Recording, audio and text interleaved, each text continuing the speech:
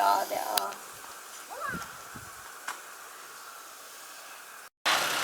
I love our life. Hello, I'm Margaret. And I'm Russ. And we're with Nikela.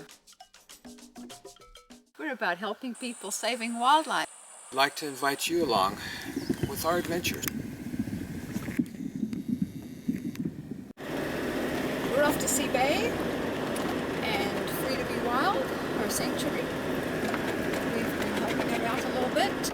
The most recent thing we did was help sponsor a predator cage for 2 servals. Following Bay out to our sanctuary. Different entrance than last time?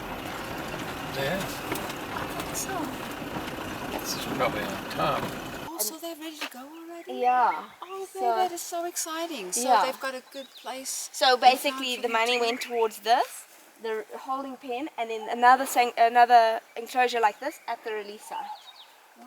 Yeah. Okay. So and then all the permits and everything are all in play, and they were supposed to go on the 26th, but we just had some paperwork we had to sort out. So maybe next week.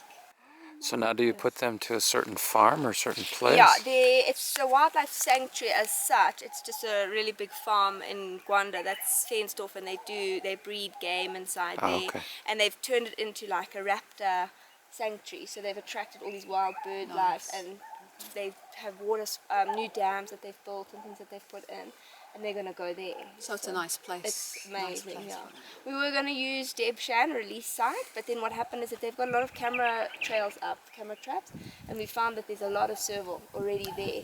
So, yeah, we did some camera trapping at this place in Gwanda, and we've had, I think, three sightings over a couple of months, which is perfect because it means that there's not so many of them there. Good. So there's room for the 2 For more. the 2 more, yeah. Now were they injured at all? Or? No, they weren't. What happened is these people found them when they were kittens and they kept them and raised them, but her son got really attached and he didn't want to release them, and she got to the point where she said that it wasn't fair on them. They were living in quite a small enclosure, and then her son, she just said that it wasn't fair on them. So when the son went to England, she got hold of us and said, please, you have to move them right now. She said, otherwise when he comes back they're going to live here, and she said, I can't live with that anymore. So that was the big rush around, and they hadn't seen sunlight. The sides of the cages were closed, there was a roof on it, and Yeah, I remember you said that you evaluated them.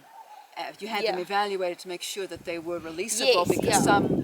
some animals like that have been kept that long. So what the are good just thing not was possible. is that they are not very friendly. They're not tame at all. So they will come for food, but if you go in there, they try to attack you. Which They're is not- good, yeah. Which is perfect. That's brilliant. right, Yeah. yeah. So as soon as I saw that, then I knew. Then I got a friend to come in, and they said, yeah, these will be perfect candidates. So what we're going to do is they're going to go to Gwanda now, and then they're going to go into another enclosure like this, and they're going to stay in there for a couple of weeks, and then.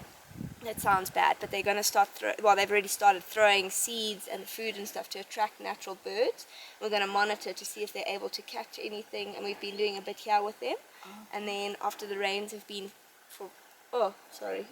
something after the rains have been here for a while, then we're going to let them out slowly. But Oh, that's right.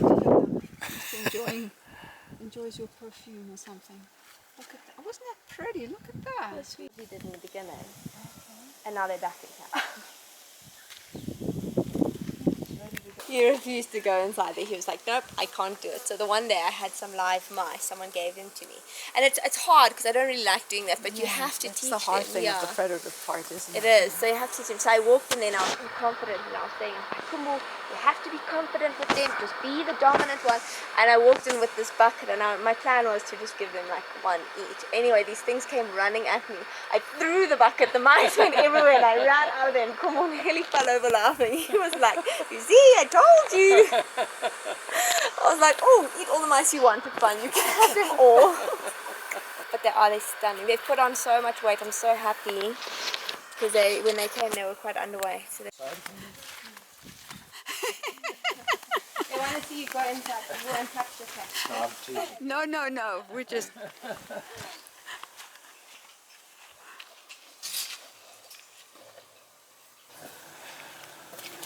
Oh wow!